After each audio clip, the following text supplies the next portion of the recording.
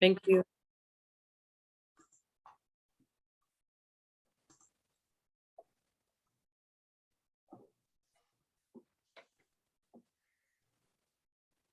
Good morning. I presume we're live now. Good morning, good afternoon, good evening, wherever you might be today. My name is Alan Martin. I'm the head of the responsible sourcing team at the London Bullion Market Association, otherwise known as the LBMA. On behalf of the panelists, I want to extend a warm welcome to those joining the session focused today on harmonizing data, speaking the same language on responsible sourcing. We're joined today by Joanne Lebert, who's the Executive Director of Impact, Aleksandra Cholewa, who's the Director of Investment and Development at LUMA Holdings, which also includes a smelter in Rwanda. And we are just waiting to have Polycarp Kumasamba, who's the National Child Labor Expert at the ILO, the International Labor Organization, join us. He's just having a few technical issues, but we hope he will join us shortly. To get into the discussion points today, the current trends in responsible sourcing point to the importance of reporting on due diligence and social impact. But how can we reliably measure how a supply chain has contributed to gender equality or the environment or peace? And in this session, our panelists will explore what we need to measure, why, and to also look at some of the gaps in current reporting on both due diligence standards and frameworks, and also measuring that against the UN Sustainable Development Goals. There'll also be talk about their shared interest in collaboration in creating a shared and harmonized data framework to bring coherence and clarity to which data is collected and how. And such a framework could be used by companies, donors, and the mining communities to support and ensure that they will be speaking the same language on responsible sourcing. Joanne will also share progress made by Impact to create such a framework. Their framework, called Bloom by Impact, is an impact monitoring system which allows stakeholders to have evidence supply chains that are free from risks and also able to report on progress made against such standards such as the Sustainable Development Goals. I wanted to maybe set the stage a bit by posing a few questions that should set both the context and the stage for the conversation today. What is the current context for reporting on due diligence and the SDGs? And how are companies figuring out what to report on? Why are more stakeholders moving beyond reporting simple traceability and due diligence? And what can this type of data tell us? What are the current gaps in reporting on due diligence or SDGs? And what are the opportunities for stakeholders?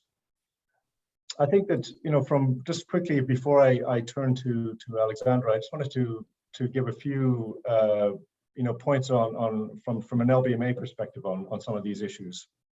And I'd say there's a growing and deepening awareness of the need to go beyond simple due diligence by many of our refiners. I've noticed, as every year when the audit assessments come in from the different refiners, that some are becoming a lot more expansive about initiatives that they perhaps have gotten involved in. And so, for example, I'm thinking about Italia Preziosi, which has got a lot of interest in gender. So they're starting to collect data about their suppliers and how they're working with different mine sites and mining communities, and getting this kind of sense of how many women are involved. Because I think for them, for Italia Preziosi, gender has become one issue that they are very interested in exploring and getting more data. But that's something that is very much driven by the refiner themselves. And so I think this does show the importance of finding other ways of broadening that perspective. And another issue that we've focused quite a lot on in the last year when we were overhauling the responsible gold guidance was this issue of the definition of origin for recycled material. And as people know, LBMA publishes our trade data not on a disaggregated basis with by refiner, but globally the throughput of our refiners' material. And one issue that we've really tried to focus more from, again, coming from a perspective of getting a better perspective of the recycled sector, which I think has been something that hasn't been really given the attention it deserves, one thing we've tried to do is really go beyond just the first level of suppliers to go to the second layer to try and really find out where that material came from, because a lot of times that is sourced through secondary hubs where we know that is not really the true origin of that material. So trying to get better line of sight of the origin of that material. And that's something that not only getting that secondary source, but also trying to disaggregate that by types of material. So is it jewelry scrap? Is it industrial waste or byproduct? Trying to get again more deeper into the origins of that material. But I'd be really want to jump to our speakers and start with Aleksandra. As mentioned earlier, she's a director of investment and development at LUMA Holdings. She combines an expertise in metals and mining with a high-level experience in foreign policy, international relations, as well as broader geostrategic and social trends analysis. She's responsible for the management and coordination of the LUMA Holdings Group, projects that are run in Central and Southeast Europe, as well as in East Africa. And she focuses on responsible sourcing of minerals and the development of sustainable supply chains. In East Africa, she works on the implementation of the digital blockchain-based traceability tool for the 3T's minerals. And if that is not enough, she's also a PhD student at the University of, I might need some help here with this university, but Sarah's in, researching the implementation of new technologies for the management of the mineral supply chains. And she's an active member of the International Women in Mining and a founder of Women in Mining Poland. Aleksandra, I was wondering if I could maybe start by, getting a sense from you about, why LUMA Holdings is placed to focus on collecting due diligence and social impact data, and what benefit does your company see in collecting and analyzing this data? Thank you, Alan, and thank you for a lovely introduction, and thanks to Joanne for inviting us to this panel. We're very happy to be here today. So let me, as an introduction, I'll tell you a little bit more about our company. So LUMA Smelter, which is a tin smelter located in Kigali, was initiated as a joint venture between LUMA Holding and our Rwandan partner, Ngali Holding, in 2018. We have a quite long track records in metallurgy and mining. So LUMA Holding brought this expertise to LUMA Smelters, and since the inception of the company, it has contributed to the development of this efficient, sustainable smelter, which is dedicated to the production of high-purity tin metal ingots. The company is, as you said, located in Kigali, in the capital city of Rwanda, and we already, within those 4 years, we established a very good reputation across the globe as a kind of a modern, sustainable, ESG-oriented industrial plant, which is designed to become a leading African conflict-free, high-quality tin metal supplier. Yes, the quality of our products exceeds the LME standards, and we are planning also to expand our operations and increase the production capacity in the next 2 years. Yes, so for us, as it was our first African investment, it was very important that we start with the right approach. LUMA was certified and awarded with the different ISO certificates, but from the beginning, for us, the cooperation with Responsible Minerals Initiative was a key aspect, yes, because we knew that due diligence and traceability data, that we need to collect them in a smart way, in a responsible way, and also in a sustainable way, yes. So LUMA Smelter is actually the first and only tin smelter on the African continent, which is conformant with the Responsible Minerals Assurance process under OECD guidelines. So because of that, and because of our location, we decided that our goal is to act as a kind of a East African industry change agent and a diversity trendsetter through this ESG-driven investment, yes. LUMA Smelter is now a key asset of LUMA Africa. That's our new holding structure that we established for development of our Tanzanian, Rwandan, and DRC assets. So we have a new holding which is operating from Rwanda. And under this holding umbrella, we have identified 8 main areas from the Sustainable Development Goals that are directly impacted by our operations, by our line of business, and the areas where we can contribute the most. Yes, so we focus on those 8 goals. These are good health and well-being, quality education, gender equality, decent work and economic growth, industry innovation and infrastructure. Goal number 12 is responsible consumption and production. Number 13, climate action. And number 17, partnership for the goals. So for us, it was very important, especially this last goal, this partnership for the goals, as we've been using different upstream assurance mechanisms, but we also thought that it's the right moment to implement new solutions for more digital traceability and monitoring of those traceability processes and due diligence data collection. So together, 2 years ago, together with Rwanda Mining Board, with a German company, MySpider, and with Google, we started the implementation on the second phase of the pilot project, which is related to the digital traceability, to the blockchain-based tool for traceability.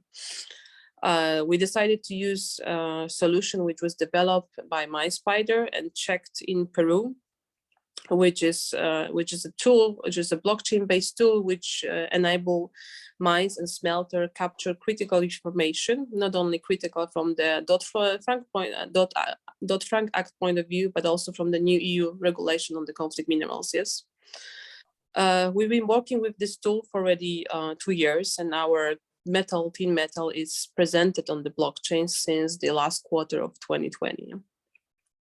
But it's important for us that LUMA Africa core asset, Luna Smelter, was seeking how not only to present the traceability data on the blockchain, but how in general to measure the data and the impact that we are creating in the region. We are currently conducting our first ESG ranking audit, which is run by S&P. And I think Luna Smelter is the first company in East Africa from the processing industry, which is conducting such an evaluation. And as we are targeting the kind of ESG excellence, this audit was critical for us to show in which areas we need improvement, or in which areas our data collection, maybe it's not sufficient. Yes. So Luna is a relatively new project, but we are happy that we published our first ESG assessment report for 2019 up to 21 already at the end of last year. And while we are analyzing the data, while we are collecting the data, we realized that it's not only do not only need a tool how to present the data, but we also need a proper assistance and a support while it comes to monitoring and when it comes to the data collection itself. Yes, so that's why I think that the solution that Impact is working on will be something that will be very welcome by our operations and by our companies under LUMA Africa Holding. Thank you. Thank you for that, Aleksandra. I was wondering if I could just pick up on that last point you were just mentioning now. In the course of doing this ESG assessment, maybe some of that came out in that assessment, and maybe you could just speak more broadly about it. But what were the challenges that you have in current, or like gaps in the current data collection and analysis that your refiner does? I think it's the question of the proper framework, adoption of the proper framework, and finding a proper tool to measure those data. Because in general, since the beginning of our operations, we were monitoring critical data related to our employees, their well-being, for example, to the gender aspects, to the environmental aspects, like the question of water usage, energy usage, yes, the potential pollutions and everything. But as our group is growing, we have the smelter in Kigali, but for example, we've been recently granted with the mining licenses as well, yes? So we need to be sure that the proper monitoring of those data is implemented at the same high level at the smelter, but also any other operations that we run within East Africa. Yes, so question of the data collection and the proper monitoring of the change within the time frame is critical, I believe. Mm-hmm. And I'm presuming that maybe you could also speak to some of the opportunities of for improving this data collection. I mean, how would that really in terms of how would that guide if you had this framework and better access to information? How would that impact the sort of day-to-day operations of the smelter? Well, definitely it will, because we are quite proud of our ESG approach. Yes, so it's quite important for our clients. Clients for the metal, they want to know where the metal is being produced, what kind of impact this production leaves on the countries which we are present. Yes, it's critical also for our group, for our ESG tracking. So it's not only, I would say now, internal thing of the group, of the holding, but also definitely the help to present this data to our external partners. On one side, our clients, on the second side, the governmental institutions or the municipality institutions where we operate. Yes, it's critical to create this link, and it definitely would help for the cooperation of those stakeholders. Yes. Yeah. Thank you. Well, maybe if I could just break the conversation there, I'd like to, to return to this maybe in the Q&A session that we have later on. I just wanted to turn to Polycarp, who has managed to join us. Welcome, Polycarp. Are you online there? I see a finger, I think. Good morning, Polycarp. I think you're on mute. I'll just, as you unmute yourself, I'll just give a quick introduction. Polycarp Kumasamba, he is the national expert in child labor at the ILO in the Coteco project. He has expertise in institutional capacity building and also adult training. He has vast experience in migration and border management, with a particular focus on data collection of migrants at borders, and several years of field experience in the artisanal mining sector, with a focus on due diligence, training, and technical assistance to mining cooperatives and formalization. Welcome, Polycarp. Thank you very much. Really, I faced some problem of internet, as you know. It wasn't really easy to reach you, but actually I'm there. That's great. So, well, I don't know if... Go ahead. Yes, I don't know if you have given me the floor now to go ahead. Yes, well, I was wondering maybe if you could give us a bit of an introduction to how ILO works with different stakeholders to manage data collection and reporting, and what kind of current gaps and opportunities to promote more effective monitoring of the situation in local communities. If you could give us a sense of what the work that you're doing on that in that area. Thank you very much to give me the opportunity to talk about what ILO is doing, mainly with the project Coteco. Coteco means combattre le travail des enfants dans les chaînes d'approvisionnement du cobalt, fighting against child labor in cobalt supply chains in DRC.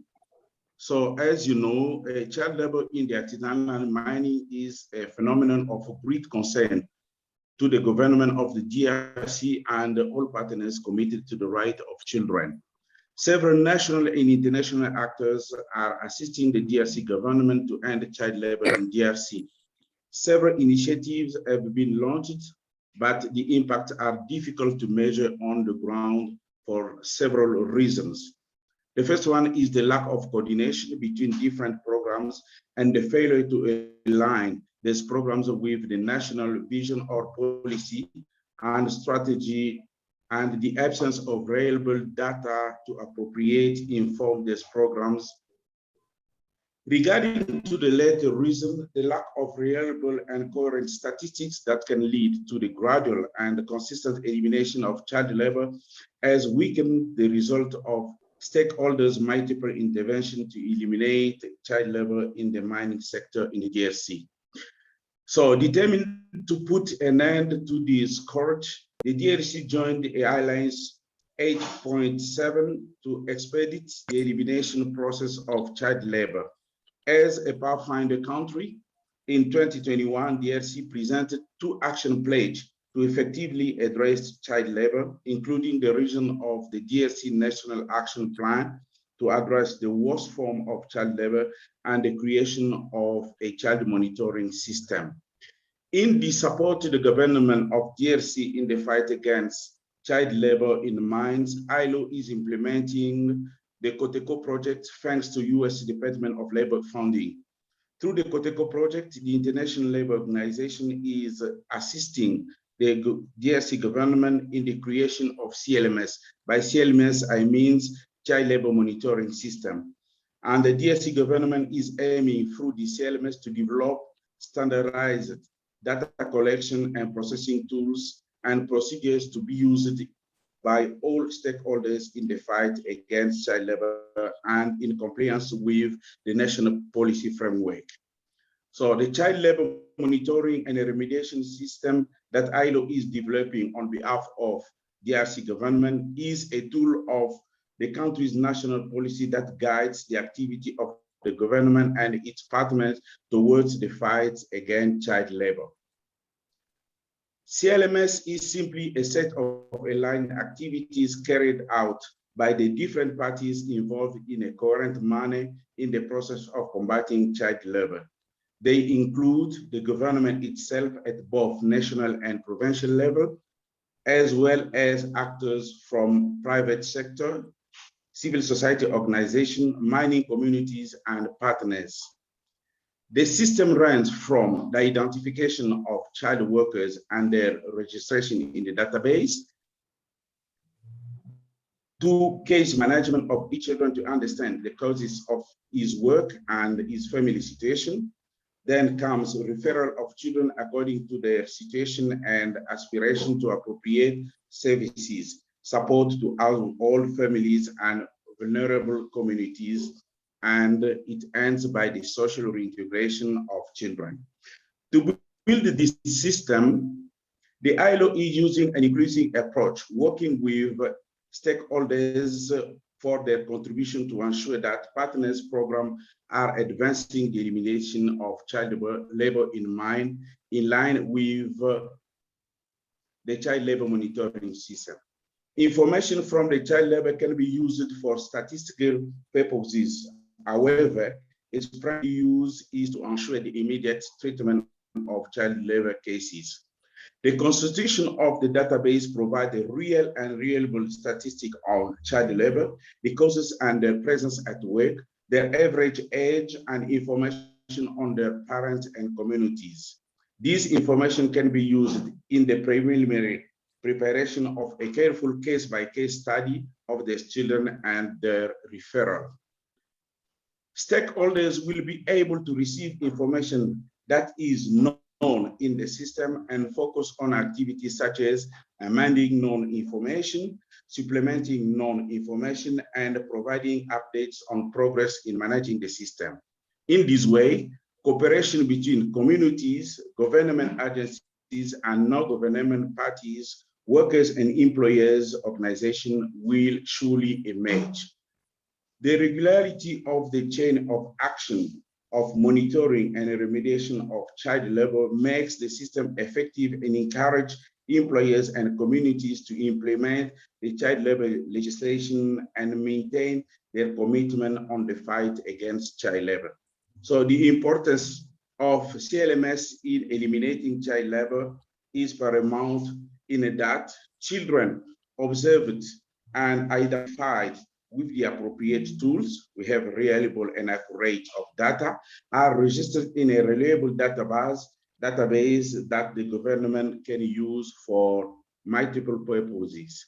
Registered children are oriented and referred to reliable, known, and controllable services. Children have sustainable solutions for their future. Thus, a children found in a work site can truly follow from that place to reintegration with a clear and weak tools and processes. Community will be engaged and involved in the fight against the children. The private sector will engage the community in sustainable solutions to improve living conditions and address child labor. Law enforcement authorities and social service providers will have increased knowledge and capacity to deal with child labor.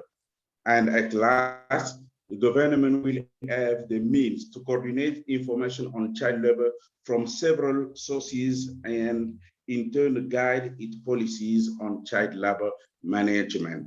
This is how we're working here in DRC, mainly in Lualaba and Haut-Katanga provinces, with all our partners to develop and to implement a child labor monitoring system.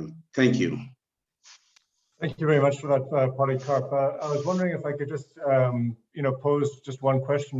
You again spoke about it, about how the data, informs policymakers about the presence of child labor and gives them data. But I was wondering, when you're going through the data collection process, first of all, what's the response by local communities, and how do communities benefit from the data gathered?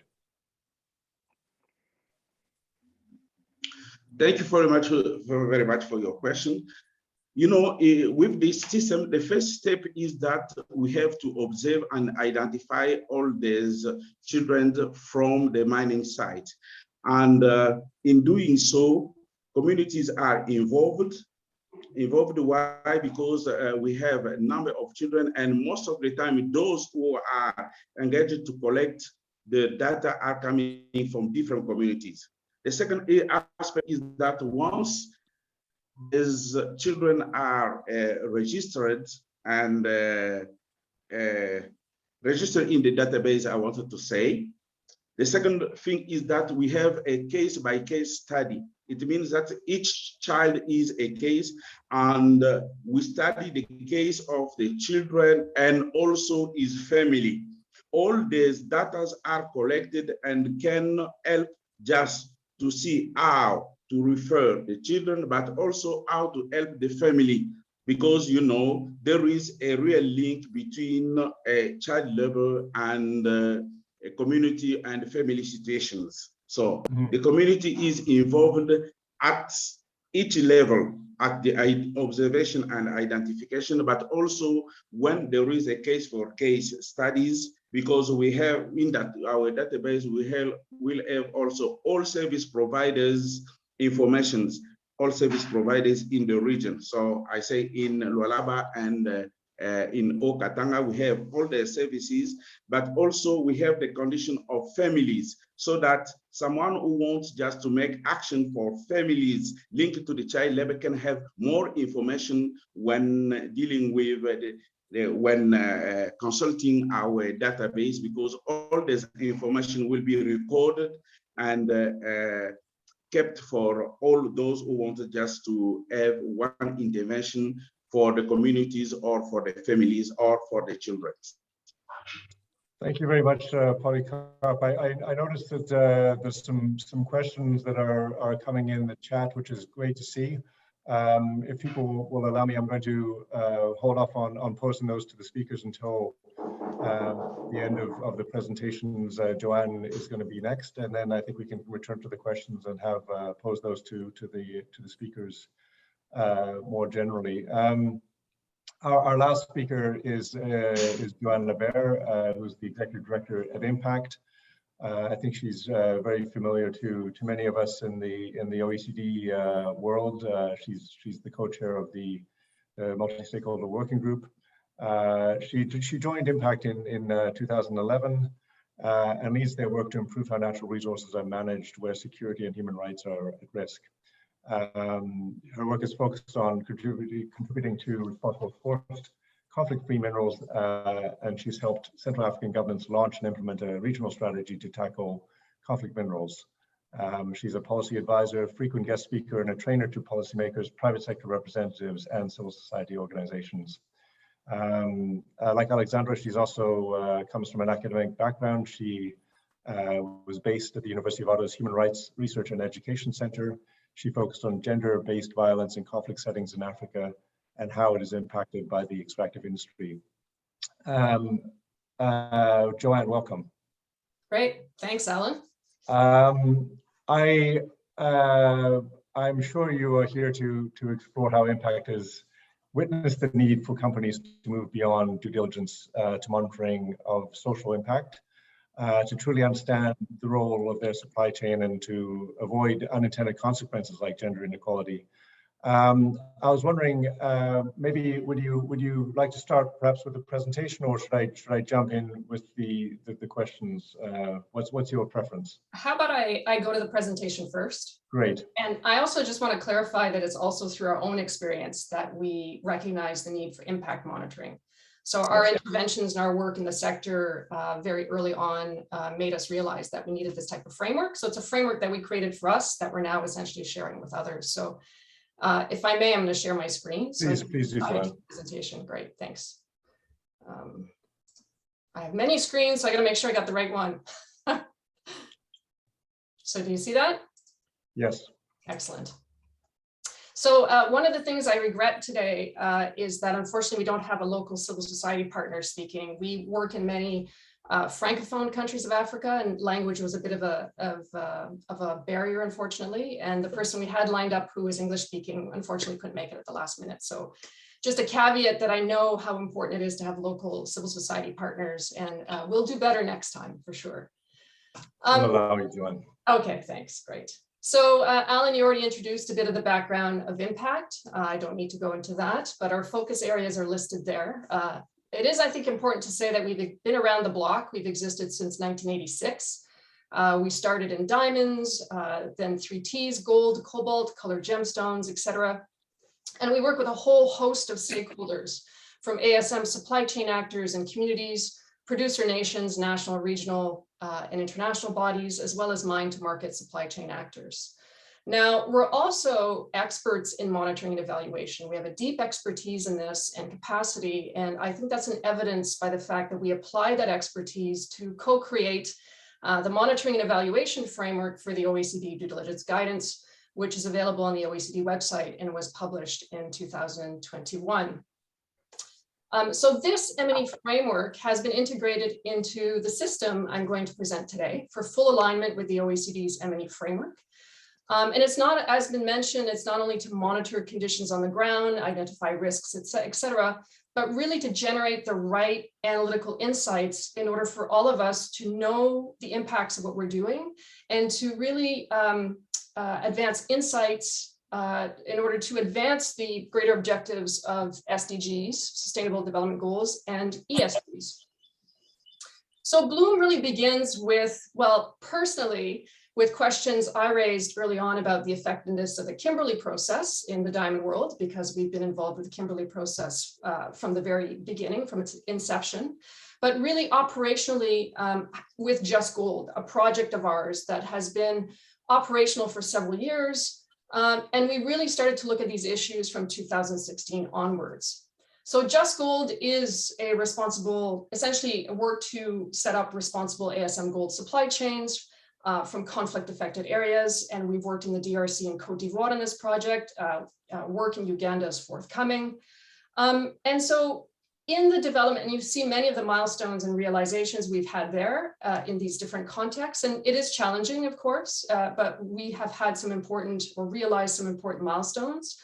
But in the introduction of traceability and due diligence in these various contexts, one of the things that our analysis made apparent very early on is that however important it is to reassure the downstream market that supply chains are clean and sanitized of risk, or let's say that the risks are mitigated, that does not necessarily translate into the realization of SDGs, of development and security outcomes. It's not inherent in traceability and due diligence because we're focused on a very narrow set of actors within traceability, within the supply chain and looking at risks. So what we really wanted to do is better understand the impacts at a broader level, especially after it became very clear to us that, that some actors in the supply chain were actually benefiting from traceability and due diligence and not others.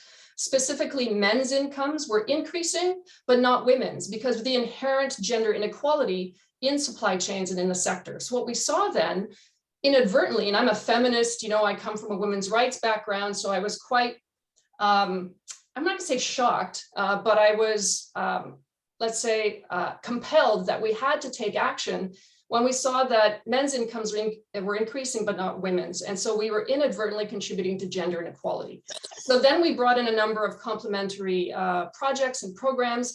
And through our monitoring and impact, our monitoring and evaluation system, over time, we started to see some very important measurable improvements in gender equality to the point where women are really inclusive in decision-making and equally getting benefits today in these different country contexts.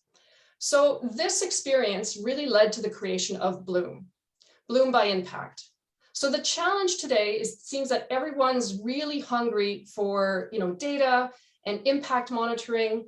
However, everybody's collecting their own data and translating it in different ways. So we want to move beyond due diligence and really to contribute to a collective understanding of impact of our interventions. So Bloom by Impact is an impact monitoring system which allows stakeholders to have evidence that their supply chains are free from risks, but also to report on progress against SDGs and ESGs. It's an out-of-the-box monitoring and evaluation tools, empowers you to understand how your supply chain affects communities, and to know whether or not you're having a positive contribution, and also where and how to improve practices, where to invest, where to bring support in order to realize those larger goals. So the tool is really intended to enable everyone to speak a common language on responsible sourcing, using that M&E expertise adapted to responsible sourcing and mining. So we're really operationalizing the OECD M&E due diligence framework, but combining it with other standards as well as measurements or ways to measure SDGs and ESGs. So here is a bit of a preview of what it looks like. And I say preview because it's still very much in development. Even after 5-6 years and refining it in different contexts within our own projects and now piloting it, it's still very much in development and probably will be for some time. So what really we're trying to do is to standardize M&E. And this is about standardizing your M&E, whoever the user may be, whether it's a company or civil society or ASM cooperative, or even a donor government. This is about standardizing approaches. So to standardize your M&E through this system, you create a monitoring and evaluation framework by selecting the objectives you want to measure, you, the user.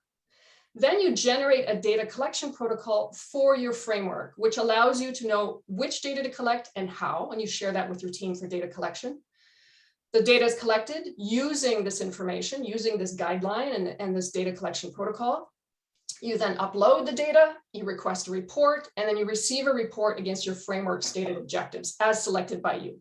Now that's just an overview. So let me now maybe take a step back. I'll explain all of these in turn, but I also want to essentially explain what's behind it a little bit. So the framework is powered by a library of indexes. So think of a library. So we draw on and structure existing globally recognized indexes so they talk to each other. And these indexes exist already. We're not reinventing the wheel, and they're created by very established and recognized institutions. Georgetown, Oslo, Yale, by development experts. And together, we bring them together to constitute a library. So what you're doing essentially is you're picking from the library that which is relevant to you in order to measure it in a standard harmonized way. Now, these indexes that I refer to created by these institutions, they're the kinds we've all heard of in high profile reports in the media. For example, a social progress index or an environmental progress index or women, peace and security. Country X rates number 20, whereas country Y rates number 2, or those are the indexes I'm talking about. Now, what we've done is we've localized and tested these indexes in mining communities, in DRC, in Cote d'Ivoire, in Zimbabwe, in Uganda, and other places of the Great Lakes region. So this is about a standardized approach to confidently say you are sourcing responsibly and what your footprint is in a community, using these internationally tested, recognized indexes. Again, we're not reinventing the wheel here. But speaking of wheel, I'm going to show you under the hood a little bit about the users don't have to worry about this, but just to show maybe how these things come together. So this is behind the scenes. So just as background, but not for users to worry about. This is how it works. So metrics that can validate your objectives using this library. Essentially, under the hood, Under the hood are these kind of reporting categories that are relevant to mining communities or to supply chains. Now, these can be adapted slightly depending on what the reporting interest may be, but these link to SDGs that link to existing indexes. And if you get into M&E speak, right, if you start to really nerd out on monitoring and evaluation, it then links to corresponding domains, indicators at a higher level, and then at a more and more granular level. So you start to see how complex this library really is, that none of the users have to worry about, because this has been in existence from the development practitioners and the ones that I mentioned, but it's been structured in such a way that everybody can now tap into in the same way, using the same harmonized approach. So what does that really look like, when essentially looking at the framework or trying to use the framework? So first you go in and you create your monitoring and evaluation framework. Like, you don't have to worry about that wheel and how everything connects. This is what the user will face.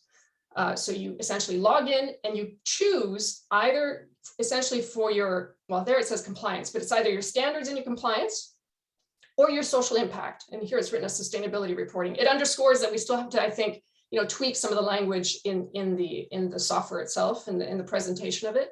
But on one side you have standards and compliance, and the other side you have social impact. So you click the one that you want to create a framework for, a monitoring and evaluation framework. They're not exclusive. You can do either or. You can do both. Sorry, neither either or. You can do both. So if you want to overlay your social impact with your compliance reporting, you can do that. That's the power of it. So let's say you choose the compliance reporting. Okay, so if you click on that button, you continue, and then you have, and again, you see how it's a bit incomplete here, but as an example, what's already in there is the OECD due diligence guidance. CRAFT is already in there. The ICGLR regional certification mechanism is in there. We can add IRMA, RMI standards, an ASM cobalt standard or framework, CTC, EGC standard for cobalt, whatever. The list can be quite long, obviously, because there's a lot of standards. So you select the one that concerns you or the one that's of interest to you. Then you pick the groups that you're essentially going to be gathering data from: miners, community members, traders, etc. Now that's if you choose the compliance route. If you decide to develop a framework for SDGs or your ESG reporting, you go through the same process. You can either essentially select from the SDG, or you can go right to some very detailed objectives. And this would be also very useful, obviously, for donors or NGOs, but of course, private sector who also wants to know these impacts. Now, let's say you select from the SDG goals, you're brought to a dashboard like this. You choose the one that's of interest to you. We heard Alex talking about, LUMA Smelter is interested or has identified 8 SDGs. Well, they would click on the 8, after which you would see a subset. Oh, I'm sorry, I wasn't moving the PowerPoint presentation. Sorry, I have to go back a little bit. Sorry, Alan, if I go too fast or if I miss pages, let me know. That's fine. You have time. Maybe just to give some time for questions. If I could give you maybe 5 more minutes. Sure. Thanks. So sorry, I completely stopped the presentation. So here is essentially where you pick the standard that I mentioned. Here is who you select the data from. Then if you decide to choose an SDG or use the SDG route or create a framework for your SDG, by clicking on that, you come to this page. As I said, Alex has identified 8 for LUMA Smelter. So she would go through each process aligned with an SDG, picking the metrics that are relevant to her. Okay. So then essentially you have your monitoring and evaluation framework created for you. It could either be, again, a standard view, which is more compliance oriented, or it can be in an M&E results-based management framework, so that could be more useful for donors and NGOs, for instance. The second step is to generate a data collection protocol for your framework. And that means essentially that becomes a downloadable data file that you can load onto your data collection device of choice. So your data collectors on the ground essentially know what kind of data. It's fully integrated with your data collection tool. Then you go on to request a report for your framework. Now, this is an example of a kind of reporting out what it looks like, but this is where we're still on a user journey to define what kind of reports that can be generated that are useful for those that are using this system. and I'm nearing the end now. So what we're essentially designing at the moment is really a clickable mock-up of a web-based app for testing. There's still some work to do, obviously. We're piloting the system in 2022 in order to, refine it further. And we're also in discussion with a number of traceability providers to explore how an app can be created to talk to traceability in supply chains. Now, this is, as I mentioned, it's still in development, but the idea is for it to be essentially free, that the basic access is available to all. We want everybody to be speaking the same language across regions, across commodities, across supply chains, using these existing validated indexes. But then, of course, for more advanced analytics, there would be a fee for service on a subscription basis, but the tiers for that subscription still has to be decided or determined. But we really want ASM communities, not-for-profits working with ASM communities to have access to all of this for free. We want to be speaking the same language. That's really what we're trying to address here. So you see that we're wanting to speak apples to apples or compare apples to apples rather than have a messy fruit salad, however delicious, is not allowing us to really understand what's going on, where to invest, and how best to make a change. So the solution really starts with a harmonized data framework to bring that coherence and clarity in order to seed change and to help communities thrive. So that, in a nutshell, is what we're doing with Bloom, what we're hoping to test or to advance in development. And again, in order to be more clear, coherent collectively, how we're making a difference and how we can improve what we're doing. Joanne, that sounds really amazing, and I look forward to seeing that as it rolls out. I presume the responsible goal guidance is part of those indexes? Not yet, but it can be integrated. Good, I hope so. That'll be good. And I would I know sorry, Alan, just to pick up on what Polycarpe was saying, the kind of child labor data sets that he referred to can also be integrated.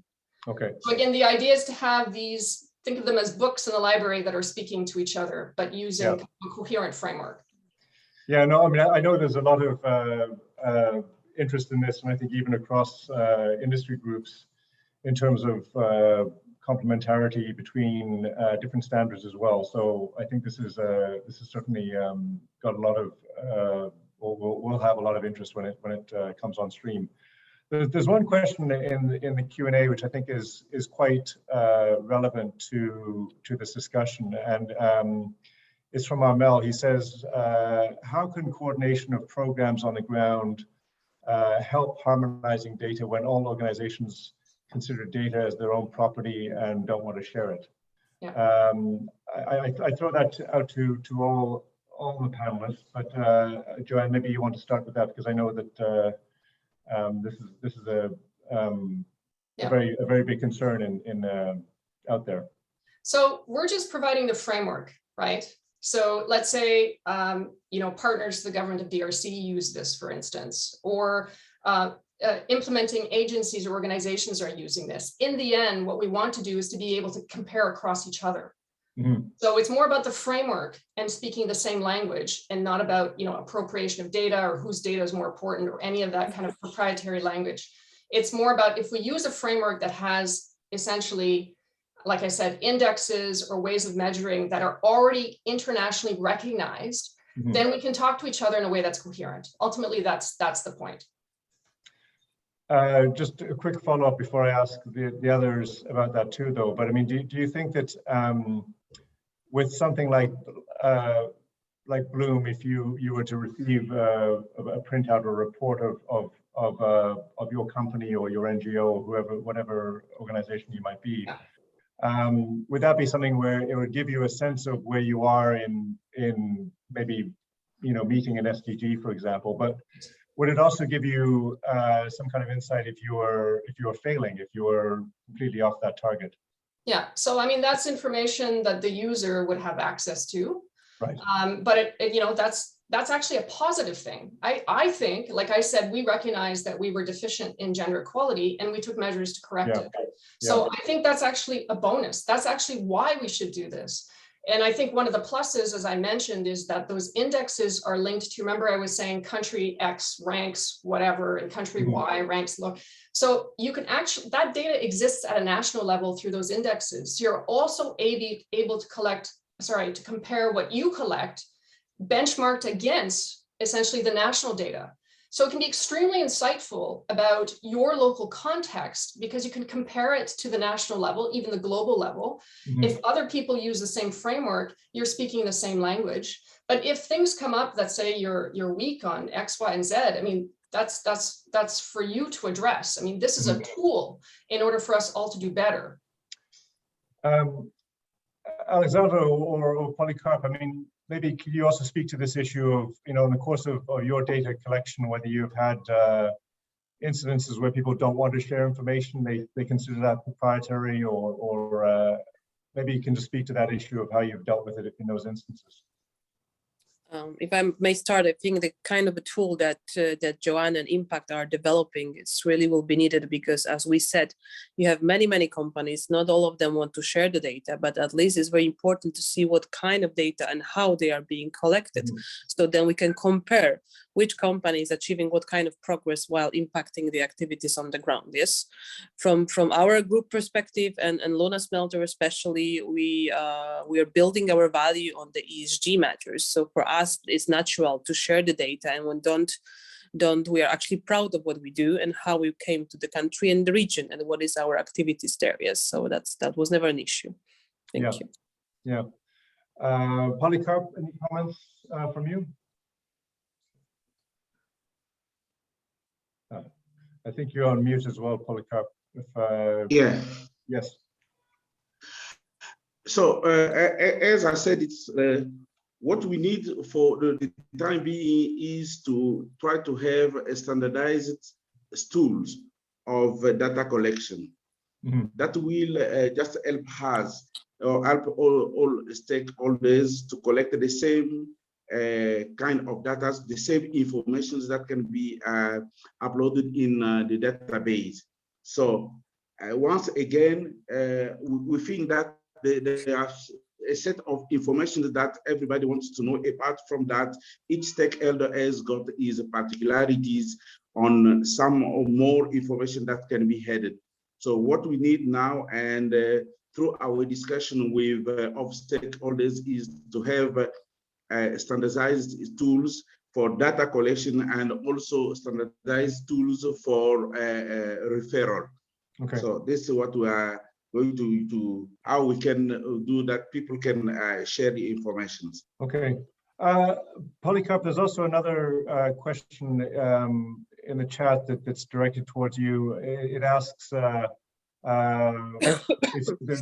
express interest in the child monitoring system, and they say, would it be possible to know what the procedure is taken after you detect child labor and the difficulties you face in doing that? Well, the first thing, as I told you, that the CLMS start by observing child where they are working, and also trying to identify different dangers and risks. So once children are identified, are just observed, the next step is to try to identify using some tools to identify there's children and their families and communities by gathering the first useful information that can lead the process to a case-by-case management. So when we read the case management, it helps us gather more information about the child and his family and also his community that can now help to make a referral of children by addressing the problem of the children, but also the problem of the family, because we get more information about the children himself, his aspiration, what does he need, what are the causes for which he was there, and how can these causes be addressed. And the second aspect is to see how can the family be supported so that they can support also the children, and so that the children cannot go back to the mining site. So this is how the system is going on.